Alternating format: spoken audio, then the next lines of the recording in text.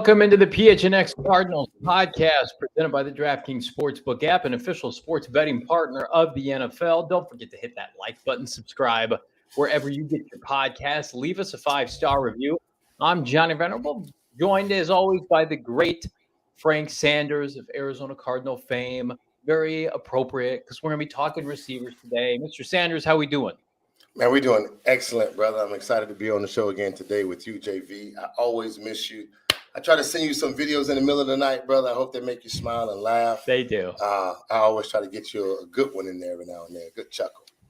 I appreciate that. We got some folks showing you some love in the chat. Here I thought it was going to be kind of a lowly Thursday. The Cardinals doing what they do best, sitting out of free agency, which is an entirely different dynamic that we have certainly panned over for upwards of 2 weeks now. But what I didn't think we would get was a verbal statement on the record in front of actual microphones and media by one Kyler Murray. Kyler Murray, Frank, was out today, and good for him, presenting a check for $10,000 to the Arizona Educational Foundation. He was taking his turn as the host for that event. And he also, of course, had to answer for a lot of what's gone on this offseason. And we've got a clip of that now via Cam Cox. No, I'm an Arizona Cardinal. I've done nothing but give my all to the Cardinals. We'll continue to do that. So I'm not really too worried about my future as a Cardinal. So. It's been like to see your name, I guess, trending this entire offseason. Is that weird to see? The whole world everything's going on, but everybody's talking about Kyler Murray. No, I mean honestly, I was for a second there. I was trending for I want to say 5 weeks in a row, and I'm like, every time I get on Twitter, I'm like looking at, I'm like, what are people talking about my name for? All this stuff. Obviously, you got the whole social media stuff, and then coming out with whatever it is about the future and stuff like that. But I'm happy where I'm at. I'm just being where my feet are, keeping football the main thing, like I always have. So. Was there a scrubbing of the Instagram account on purpose, or how did that happen? No, that was like I said, that was. If you're a kid my age, you're used to people take off all that, that's just a thing. And honestly, like I said, I took everything off of there besides one picture, so it had nothing to do with the Cardinals or anything like that. But it sure caused a fervor across the country. I know people do it too much, but it's all good. How important is a long-term contract to you, though, at this point? Like I said, I mean, I keep football. I let whoever have to take care of that stuff. All I worry about is playing good on the field. Some people have questioned some things about you, but a lot of your teammates have come to your defense. What does kind of that mean to you, defend who you are as a person? I mean, those are the people. Those are the only people that matter to me. The people inside the locker room, inside the building, people that know me, around me every day. If you don't really know me, I can't really, listen to any type of criticism or anything like that. I'm my biggest critic myself, so it doesn't really affect me. A lot to take in there, Mr. Sanders. We talked from a contract standpoint, his commitment to the Cardinals, the social scrub that wasn't. Rafa in the comments saying that's my quarterback. Initial takeaways from Kyler Murray, who, by the way, let's put a big caveat. He knew he was going to have to talk to media today. So he came prepared and ready for what were well thought out answers. Well, you say well thought out. I think they're just actual sincere answers that are based upon the idea of a young man who's, he's a starting quarterback in the NFL. That's given. It's a contract year. No, not technically, but based upon the way I've played, I deserve a new contract. I agree with Rafa 1,000%. That's my quarterback if he's going to be our quarterback. I like that he did answer the questions that was on the table. We have, and you and I both, Johnny, along with everyone else, have been grueling over some of the actions of our quarterback since the end of the season. Of course, we did not like the way the season ended, and that mannerism, and some of the things that some of our players have said about him. But in reality, he's our quarterback, and the guy looks like he answered the questions as if I want to be an Arizona Cardinal. I'm going to be an Arizona Cardinal as long as they'll have me. But in reality, a lot of the stuff that happens is just normal stuff that we do as kids our age. Yeah, here's what I will push back on. Give it to me. They did not put out the fire that was or wasn't the social scrub because they didn't feel like they needed to.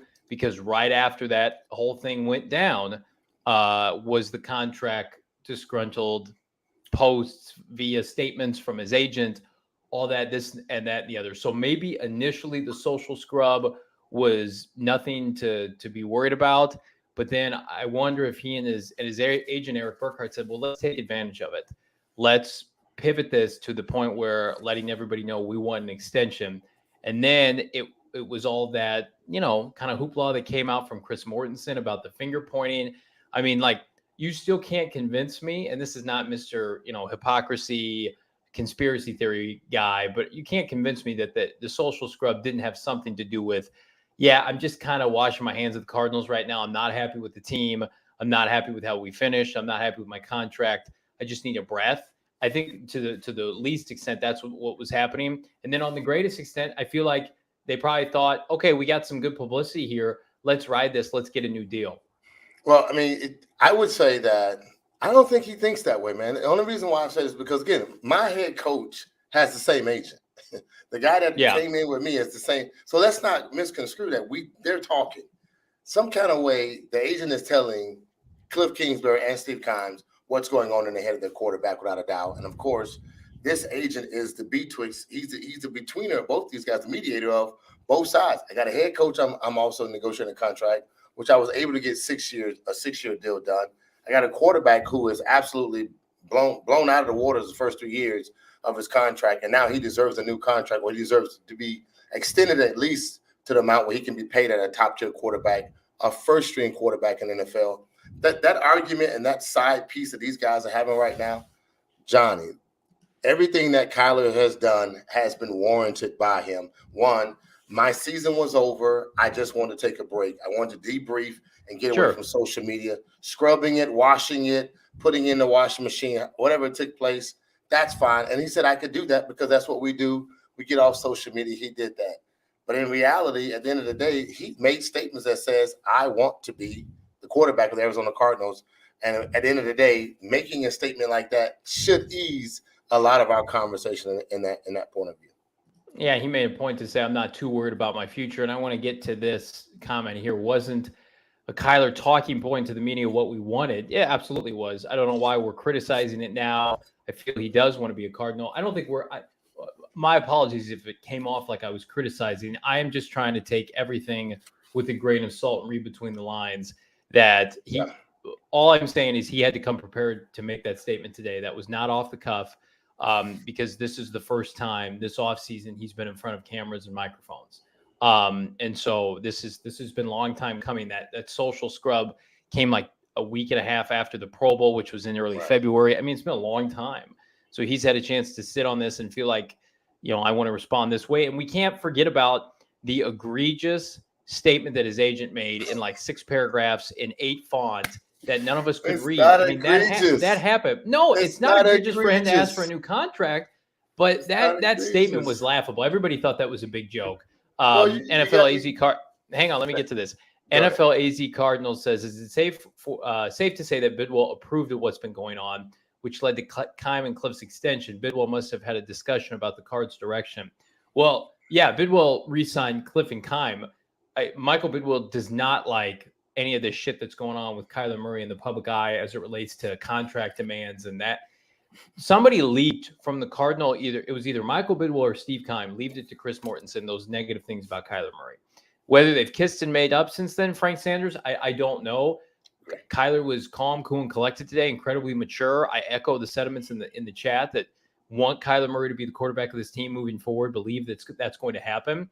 But I still believe he wants his money, and I think he'll get it.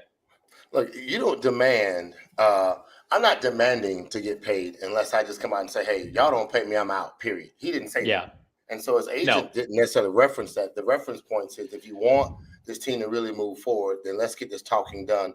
And let's not belabor this moment like we have been doing. And which is really the reason why we still having this conversation, that they have not come to the table and say, hey, we're going to sign Kyler Murray to a new contract. Trust me. Nobody, Steve Kimes never said that.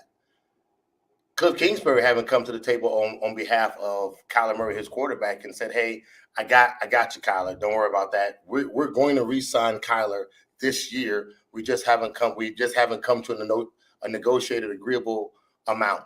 That is easy to say, and no one has said that. And so based upon 3 years, 11,480 yards, 70 touchdowns. I'm a Cardinal. I'm a former Cardinal. I got 25 touchdowns, I think, in my NFL career. In 8 years here. He's got 70 touchdowns as the quarterback. I don't think Jake Plummer had that, but look at the list of the quarterbacks that have come along. Again, I'm not talking about a Kurt Warner or a Carson Palmer, because those two experienced quarterbacks. We have to remember that we've had a lot of crappy quarterbacks, not as skilled. I want to use those terms. Not as skilled quarterbacks as a Kyler Murray or as a Kurt Warner or as a Carson Palmer. And trust me, we do not want to let this kid or let Kyler hit the market trying to figure out that we want to bring somebody in because he said, or his agent said, hey, let's just sign this deal and get this over with. Let's not belabor this until June, when we have to figure out our quarterback doesn't even show up to OTAs. Do you think he comes to OTAs without a new contract? No, Mr. not Sanders? at all. I don't No, either. And I thought the questions that were asked by the Arizona media were very strong and warranted. I wish that somebody would have asked him that, because we asked Steve Keim and Cliff Kingsbury if they expected Kyler to report. They said yes. They don't expect him to hold out. That's the one question we don't have, because I don't think so either. I don't think he shows up to OTAs, because actions speak louder than words, and he could say whatever I believe he wants to be a Cardinal, but I believe he wants to be well compensated. And I believe you can spin it in the court of public perception in your favor, because this franchise has never had a homegrown quarterback, that's consistently playing at this high of a level ever. That's all due respect to Jake Plummer and, everybody from the 70s and 80s, whether it's Neil Lomax. But rightfully so, Jake is the only one, right? And then Neil Lomax or Rosen, those guys are guys. Jim Hart, Jim Hart. But nobody's on Kyler's level. First overall pick, different dynamic. Kyler can say, I want to be a Cardinal. I want to be here. Then you get everybody on the message boards, on Twitter, everybody that sees that at home in the news saying, well, shoot, Cardinals, pay Kyler Murray. We're better when we have Kyler Murray. That puts an immense amount of pressure on Michael Bidwell and Steve Keim to do something, because if Kyler Murray had come out today, Frank Sanders, and said, I just, I don't know what my future is, and he had come off entitled, and he had come off like wishy-washy on playing football or committing to the Cardinals, what does that do? That turns people off of Kyler Murray, and that gives Bidwell and Keim leverage in negotiations. But Kyler Murray is smart. He's very smart. And he says, I'll have public perception on my side. Maybe he needs to rebuild his image because his agent's screwing around and those statements were stupid, but can come out today and just say, hey, I'm me. I want to be a Cardinal. I have no concern over that. I'll let my agent take care. And he said that I'll let my agent take care of the non-football stuff. And so if it doesn't go well, who are we going to blame then? We're going to blame Michael Bidwell. Oh, not at all. You're definitely going to blame Kyler because he's already the bad guy. No, swear to God. All we've talked about the entire time since he scrubbed and since the last game was Kyler's the reason why. Kyler's the reason why. Kyler's the reason why. Look at his attitude. He doesn't have a good attitude. He's not a great leader. He doesn't show himself to be a leader. Why would we pay him $40-something million? He's not worth $40 million because we don't like the way he handles himself, his actions. All these things are constantly being pushed. I drive the highways all day long, and all I do is hear the guys on the radio, and that's all they talk about: how bad Kyler is, what he's doing wrong, how he's affecting the Cardinals, how he's messing himself up, what he's done wrong. You know what he's done wrong? Nothing. He's a third year quarterback. That's a first-round draft pick, 2-time Pro Bowl, and I'm just telling y'all, pay me my goddamn money because I'm worth it. And if you don't want it, go get one of them slap dudes out there and figure it out again. Let me go. I'll take the Cardinal bird flight and get up out this beat, because I'm saying, in the locker room, you want him on your team. Unfortunately, he's getting the bad rap. Guess what? You want to pay him $5 million? Stand your ground, Mr. Steve Keim and Mike Bidwell. Stand your ground. Figure it out. Let's see how it works out. If that's what you want to do, so then you really make Kyler look bad. But at the end of the day, Aaron Rodgers did the same thing. JV, he held his team hostage. And guess what? Gave him open arms when he landed over in Lambeau, and they shut their mouths, and they gave him again the MVP trophy, not a Super Bowl, but MVP trophy. And guess what? They immediately signed this contract deal after this. He already got a contract deal. The dude that's held out hostage for a year. I think Kyler gets his contract. I think they figured this out. Part of the reason is because the Cardinals aren't signing anybody. So I feel like they're probably walking on eggshells with a lot of future guarantees because they're like, well, we're going to end up having to pay Kyler a lot of money. Deshaun Watson just got say what? What do you want me to say? Just not you. Just say it, Steve. We are going to sign Kyler Murray to an extension. Just tell the world we're going to sign him to an extension. And therefore, if you wanted to get other recruits to come in, you wanted free agents to come in, they would already know in their minds, I'm playing with Kyler. I'm playing with a badass quarterback that's going to be here. But that $5 million deal that y'all trying to talk about, every player in the NFL knows that he is not showing up to camp if you don't give him a contract. Every player knows he's going to hold out. This is not a Dakota Prescott situation. He's not Dakota. He's not going to be that dude. He's definitely going to hold his ground and say, they end up paying him anyway, so guess what? I'm not coming back. That's what he's supposed to do, and he's doing the right thing. He is. And today I think it was a good day for Cardinal fans to hear that and to hear his commitment to the organization. And I've never doubted he would be back. There was a point when Saul and we were leaving for the combine. We were in the airport in Phoenix, and Kyler's agent put out that statement. And Saul looked at me and was like, are they going to trade him? Because this has gotten so ugly and so public. And thankfully, the landscape of NFL free agency with Russell Wilson being traded and teams having a fallout, Baker Mayfield, it just has kind of provided some clarity, some much needed clarity as it relates to Kyler and the Cardinals. It's a good step in the right direction for this franchise. I want to remind everybody, college basketball fans, join the action on the court during the biggest tournament of the year with DraftKings Sportsbook. Turn your team's victory into your own big win. New customers can bet just $5 on any team to win and get $200 in free bets if they do. It's that simple. If they win, you win. DraftKings Sportsbook customers can also bet on college hoops, same game parlays, combine multiple bets from the same game for an even bigger payout. The more legs you add, the more money you can win. DraftKings is safe, secure, and reliable. Best of all, you can deposit and withdraw your cash whenever you want. Download the DraftKings Sportsbook app. Use that promo code PHNX. Again, bet $5 on any college hoops team to win and get $200 in free bets if they do. If they win, you win using that promo code PHNX 21 and over. Arizona only gambling problem. Call 1-800-NEXT-STEPS. New customer only. Minimum $5 deposit. Eligibility restrictions apply. See DraftKings.com/sportsbook for details. So, Frank, you and I got into a little bit of back and forth on Friday's show and then on Twitter as it relates to former Cardinal, current free agent AJ Green. There's a report from Arizona Sports, John Gambadaro, that the Cardinals have, or 98.7 John Gambadaro, that the Cardinals have interest in bringing AJ Green back. AJ Green has many suitors. I am not pro AJ Green returning to the Cardinals. We are going to have an open forum as to why you believe that it is going to be a good move if the Cardinals bring him back. So I'm giving you the floor, Mr. Sanders. Why would you bring back AJ Green at all 34 years old to kick off next season and, in my opinion, completely washed? Not washed. There was no injuries to this young man at all. So we can look at that as a plus and a bonus. He finished the season without any injuries. We'll take that. That's one. So that definitely says he has durability. Although prior to that, he came out, he was injured. But he finished with us a full season. He's not a $15 to $25 million man, which is excellent. He knows the system. He's already in the system. He's a big target. We didn't use him 100% like we could have used him, but we used him sparingly, which we did. We kept him on the right side of the football field. Do you guys really know how bad that is, that a receiver, a top-tier receiver, any receiver in the NFL just stays on one side of the football field? Absolutely asinine for that to even be in any market. We said that about D-Hops last year when all he did was stay on the left side and how he was handicapped. That was one. Number 3, 54 catches for 848 yards. 54. If we flip it and give him maybe 100 catches, that's automatically 1,400 to 1,600 yards. And we didn't even maximize this guy.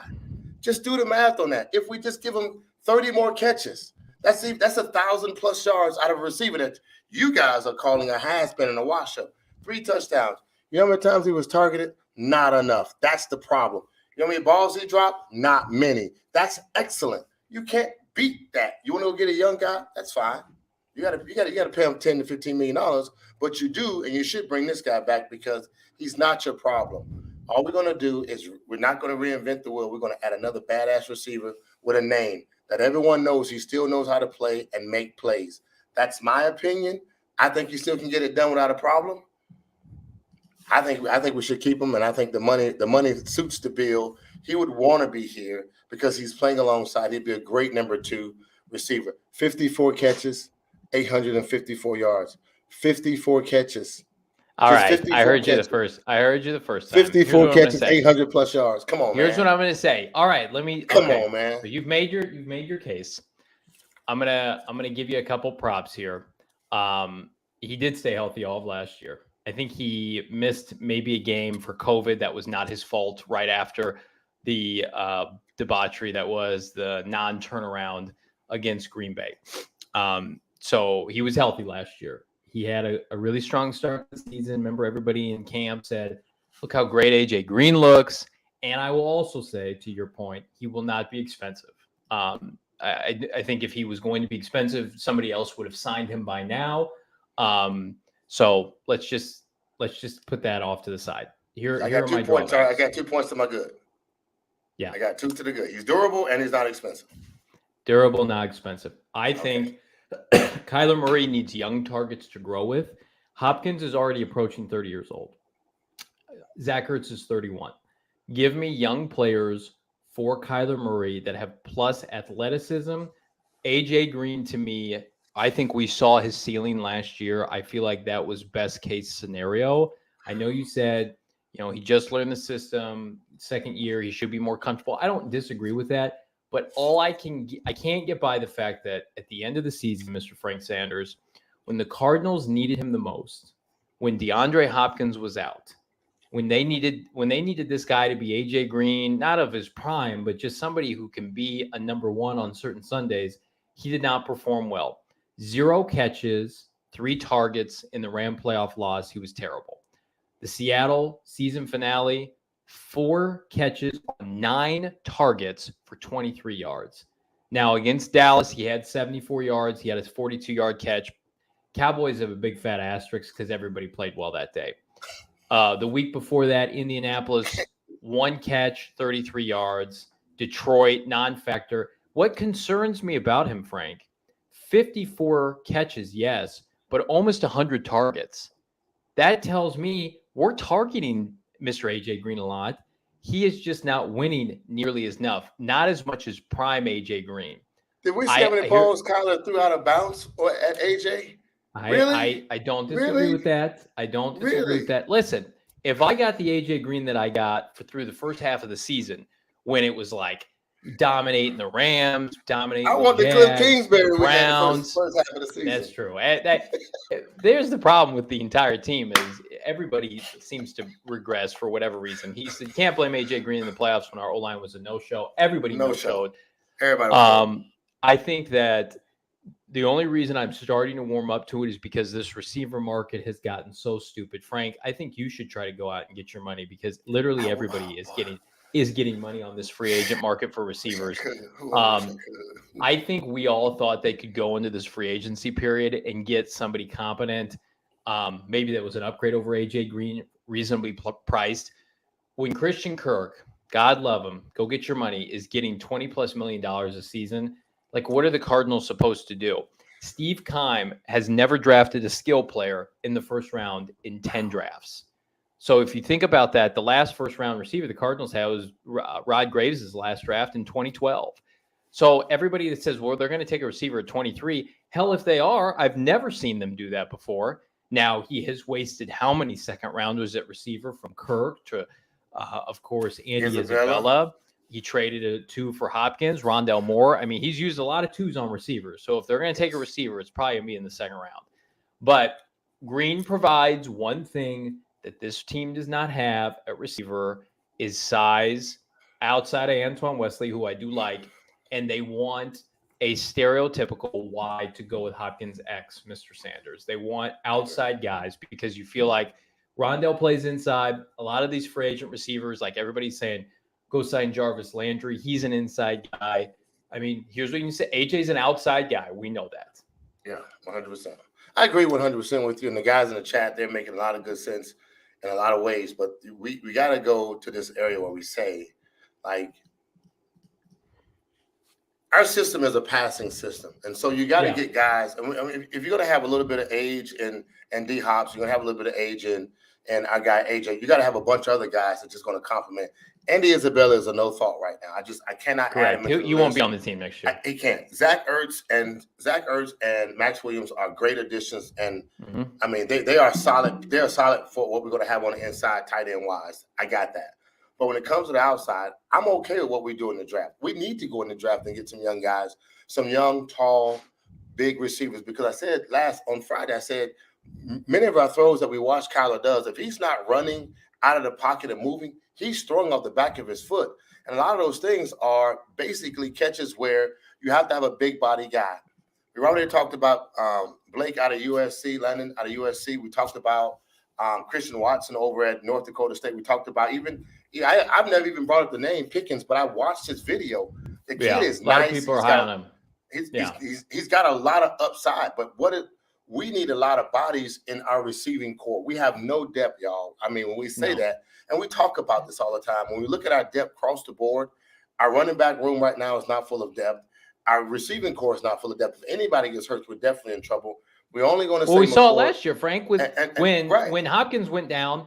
Everybody knows showed outside Antoine Wesley, and Kirk is now gone as well. So right now the receiving depth chart is D-Hop, Rondell, and Antoine Wesley. That's not good enough at all. It's not good enough at all, and that requires our coach to do more. And that's all really, guys. The K2 tattoo that we have here, the primary reason with that is because we thought we had a coach that was going to do in the first 8 games when we were 8-0. We saw him do, just astronomical stuff with guys. We had a 4x1 set. We had a 3x1 set on the other side. There's 3 receivers and 1 receiver to the other side. We have 4 receivers to one side and a tight end on the line. We moved guys around so much the first 8 games. And John and I, we were so happy about that. That's what we did. That was amazing. Defenses could not pick up on us. When D-Hops got hurt, everything changed. We went back to that bland offense. 1 receiver to the left, that was Wesley, and 3 set on the right, tight end, Christian Kirk on the inside slot, and then AJ. And then we moved Rondell Moore with that crazy little swing thing we was doing. It was horrible. Look, we need to go in the draft and get some guys, and that just has not been our top thing. But I will say this here: we missed the market on going and just get some free agent guys that we thought we can bring in. Yeah, that would have been helpful, and it's over right now. Yeah, I think to your point, and people in the chat, George Pickens, somebody who doesn't have the production but does have the size, Treylon Burks of Arkansas, Drake London. I think Cardinal fans would be happy with it, with a lot of those players. With those, yes. Either the 2 kids from Ohio State, but I think what we're seeing, Frank, is receivers. I would put them in a category now with edge rushers, left tackles, and quarterbacks. If you have a bounty, they're either going to get paid or they're going to get traded and get paid. And we're Tyreek and Devante, they're at the highest, but once upon a time, D-Hop, it just puts, I think, extra pressure on this ownership, Steve, and this administration with Steve Keim to finally hit on a wideout, because then you're talking about cheap labor for 5 years, even in the first round. If you draft Drake London at 23 and he is a star player, you're not paying him anything for the next half decade, while you're paying Kyler Murray, $40 million per season. The problem with a lot of these free agent contracts is you're either paying for past, or you're hoping and praying that a guy turns into something that's probably not. At 23 in the draft, doesn't hurt to trade back in the second, gain some draft capital. I would agree with that. I would also say, though, I'm not doing that if I'm passing up on an elite talent. If Chris Olave's there or somebody like that, and I am sold on them. I think last year was the year to trade back. They didn't. That's proof that they're high on Xavier Collins. So the receiver room continues to be bare, but Mr. Sanders, the cornerback room looks like it's growing. So Jeff Gladney, former Minnesota Viking, former first-round pick, who the Cardinals themselves had a first-round grade on, has been signed by the team. We knew that. So we've got a cornerback room that now consists of Marco Wilson, Jeff Gladney, and Byron Murphy, all young, all athletic. And then it's been reported today, Robert Alford took a visit with the Cardinals. I don't know why he would have to take a visit because he knows this organization. He's been a part of this organization for a couple years now. I fully expect Robert Alford to come back and sign a 1-year deal. And then you've got 4 corners. And to me, everything I just said about the receiver position, Mr. Sanders, I'm going to say the opposite about cornerback. I don't think cornerback means anything in the grand scheme of things because no young, elite, high school level player wants to play corner anymore. Everybody wants to play receiver. I think outside of Jalen Ramsey, you're not going to find plus corners, right? I think J.C. Jackson got overpaid. The Bengals got to the Super Bowl without a great secondary. Cardinals have elite safeties. I think they can get by with B and C corners, with all due respect to those guys I just named, assuming the pass rush is on point, which is a completely different conversation. But I want to put to bed corner at 23. Either give me somebody that can hurt opposing quarterbacks, somebody that dominates in the front 7, an offensive lineman or receiver. I'm fully in that camp.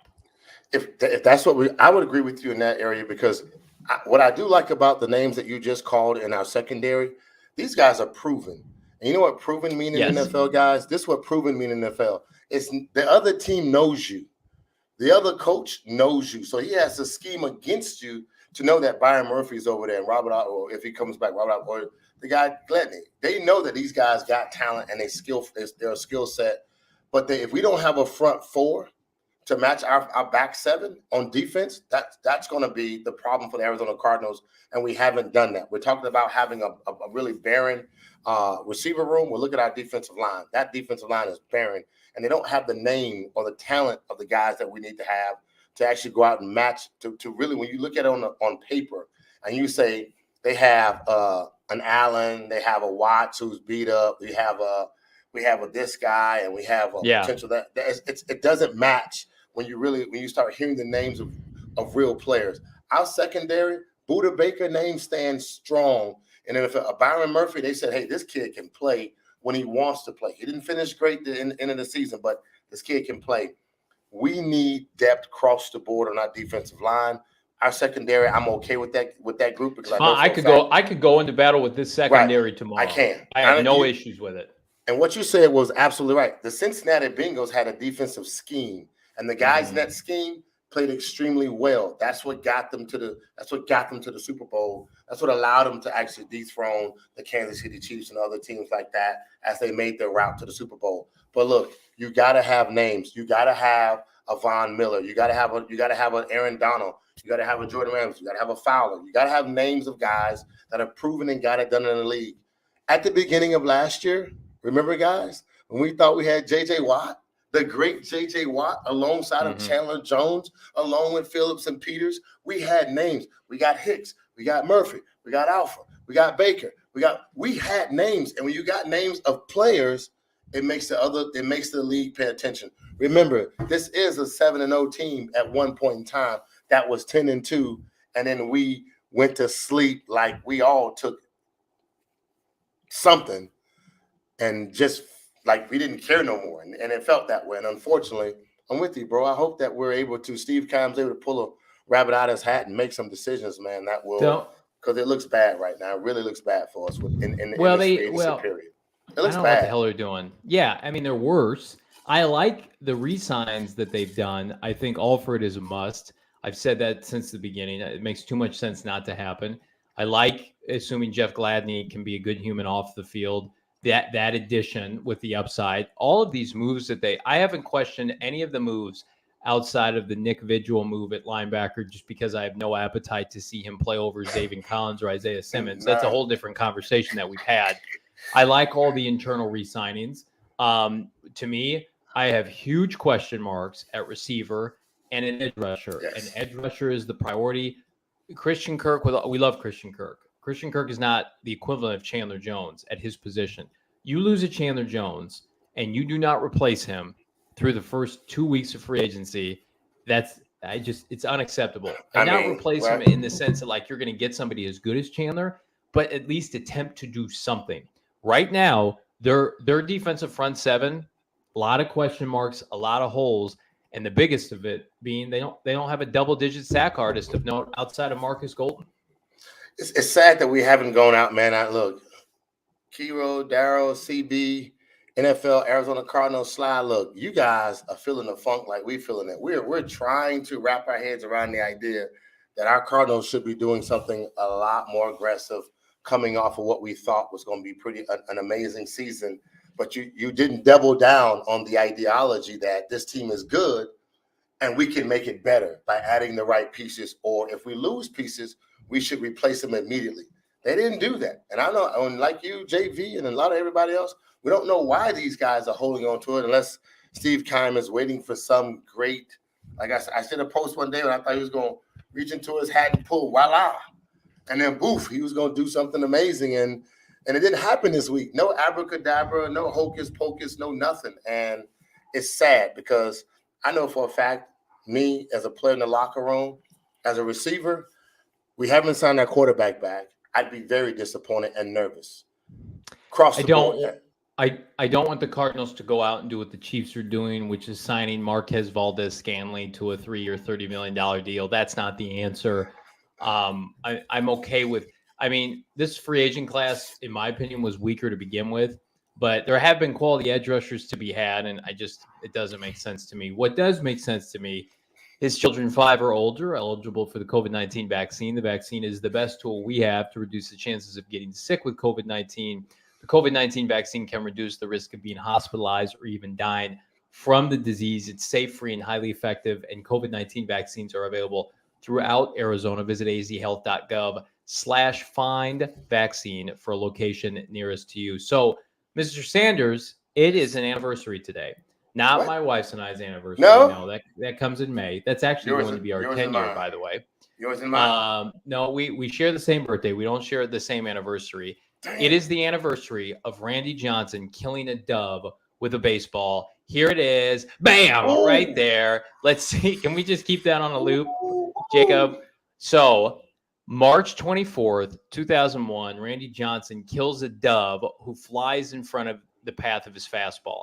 The batter at the time was Calvin Murray, who was the uncle to a budding 3-year-old athlete named Kyler Murray. Kyler Murray's uncle, was Calvin's nephew. I don't think he was there. I don't think little Kyler was there, but his uncle was, and he was ready to take a fastball from old Lefty there, and it gets obliterated by a dove, or I should say the dove gets obliterated by the fastball. Oh my God! At least he knocked all his hair off. It was like he was flapping for a minute. He just didn't have his wings to keep him going.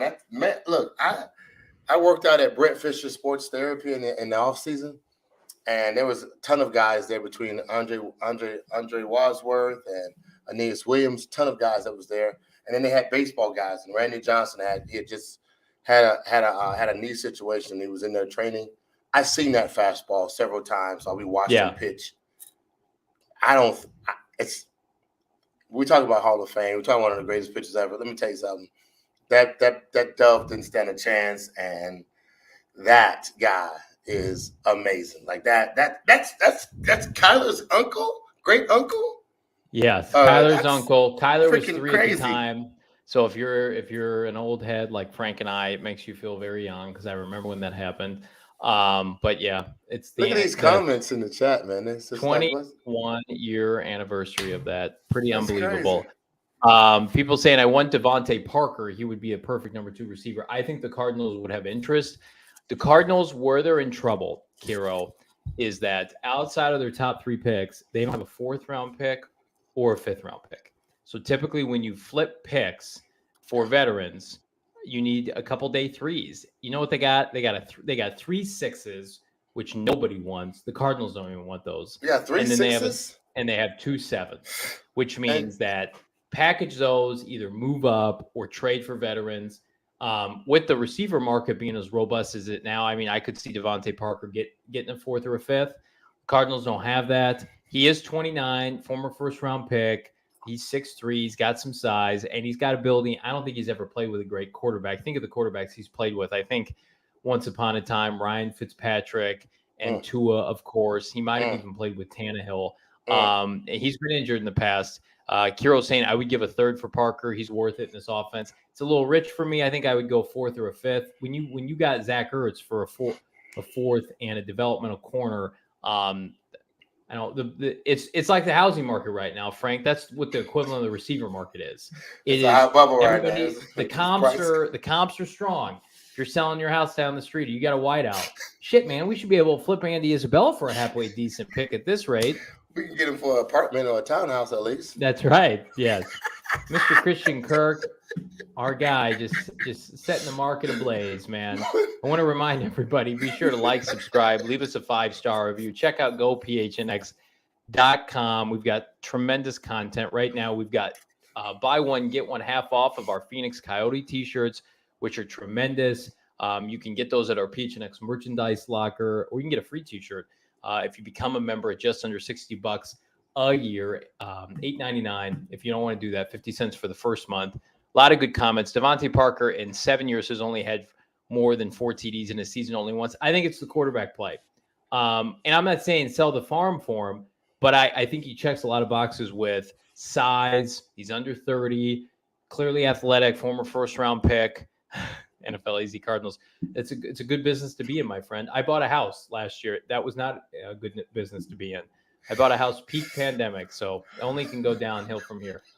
I'll tell you what's not going downhill from here is we have a major announcement, actually 2, for this program tomorrow. We've teased the hell out of this. Thank you all for being patient. We will have 2 major announcements pertaining to this show. Frank and I can't wait as he regains his composure here. Kiro, I watched that game. Parker dominated Gilmore 2 years ago. Yep, he always used to do well against Belichick. That's where he would always jump out to me. Jalen Blake, low key, or laugh out loud. Kirk is low key the reason the NFL is the way it is now. We love you, Christian. You've screwed it up for us. We're trying to replace you. Hey, Christian did not screw the market. I'm just blowing him. But just let's back like look at this right now. I mean, the premium right now is on the quarterbacks. I've said it consistently that the difference between a quarterback and NFL right now is about a $27 million difference between what he makes and what the receivers make. We're talking about right now, Tyreek Hill making $30 million. That's astronomically blown away. When I left the league, it was $7 million with a top end guy, and that's and Jerry Rice and Mr. Brown over in Oakland was only making about 5.5 and 6.6. That $7 million guy, they flipped it, and these guys are out of the league. But the league just it's going berserk. You know why? Because the quarterbacks are throwing the ball 50 times a game. It's a passing league right now, and you got to surround these guys with real athletes. The money doesn't change because the market's going to keep going up. It's the exact same reason why the quarterback market money is going up. When they start naming these guys like they would name you remember back in the days when Alex Rodriguez was like he went to a 10-year, $250 million contract. He changed every price point for an infielder in Major League Baseball. They did the exact same thing in the NFL when they started giving these guys $100 million deals. The Mike Vick went from a $100 million deal. Matt Ryan went to 100. He started at 115, and he just kept going. So right now, the market's just determining. I said Christian Kirk was a top-tier receiver, but you know what the market tells us? It doesn't matter what you think. It's what I think.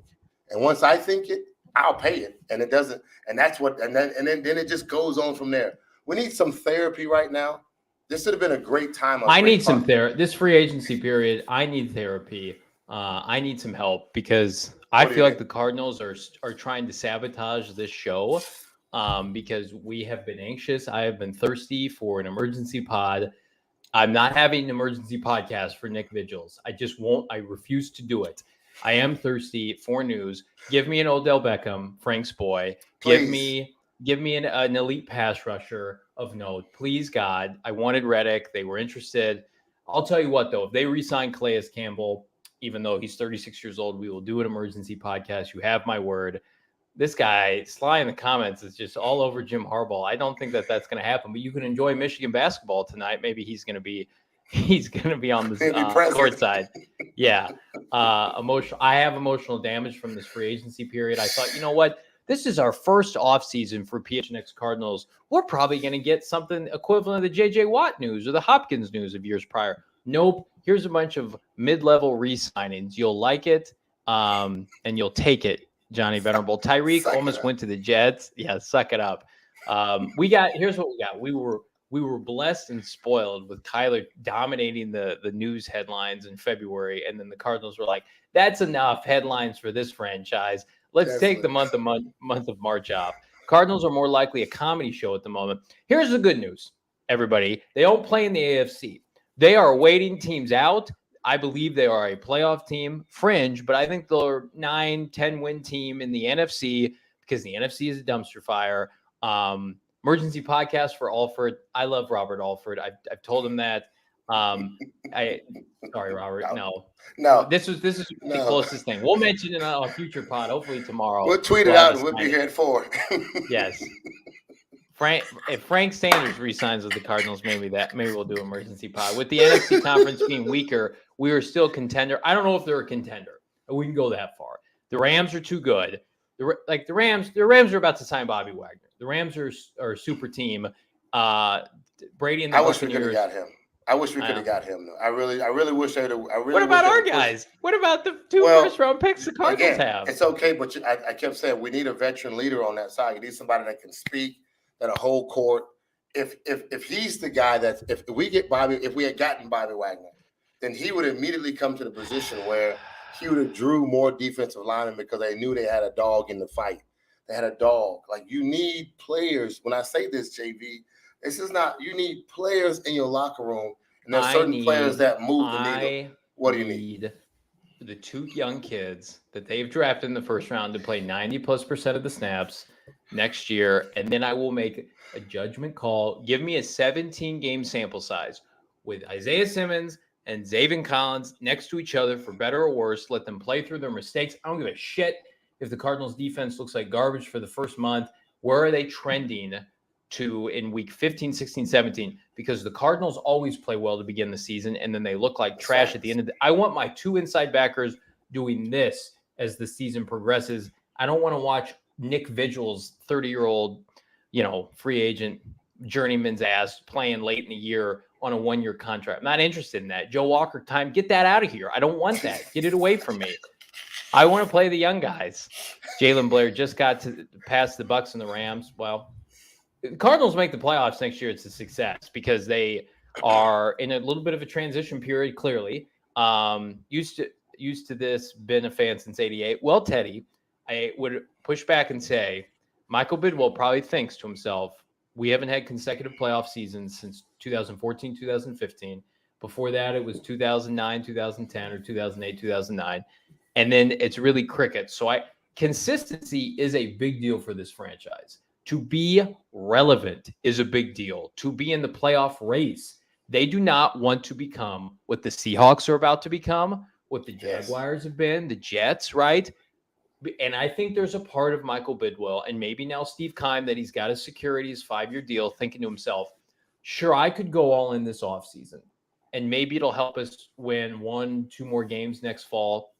But if we screw ourselves and our roster is a mess, and we're the Cowboys this time next year without a Micah Parsons, by the way, because the Cowboys draft much better.